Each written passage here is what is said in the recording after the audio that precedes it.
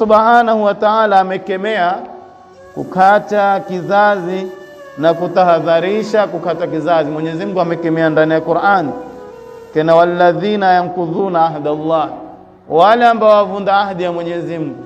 Kuvunda ahadi ya Mwenyezi Mungu ni vipi? Ni kumkanusha Mwenyezi Mungu, kumkataa Mtume Muhammad. Min baadi mithaki, baada ya kutukua ahadi kwamba utakuwa Muislamu, utamwamini Mtume Muhammad, kisha wayaktauna, wakata kizazi, ma amara Allah bihi an yusala, aloamrisha Mwenyezi Mungu kumgamanisha kata kizazi. Basi Mwenyezi Mungu anena wayusiduna fil ardhi, waita ufisadi katika ardhi.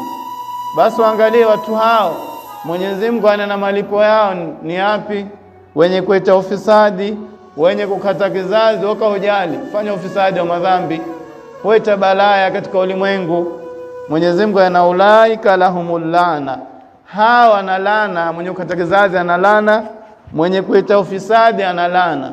Na laana ni kitu kibaya. Apizwa laana ni kwamba watoka katika rehema ya Mwenyezi Mungu Subhanahu wa Ta'ala. Sifikiri wewe uko tayari mwambie mtu mwana laana, mwanao lomzaa uko tayari kumwapiza laana, kikuudhi tu, mwana laana, mwana hidhaya.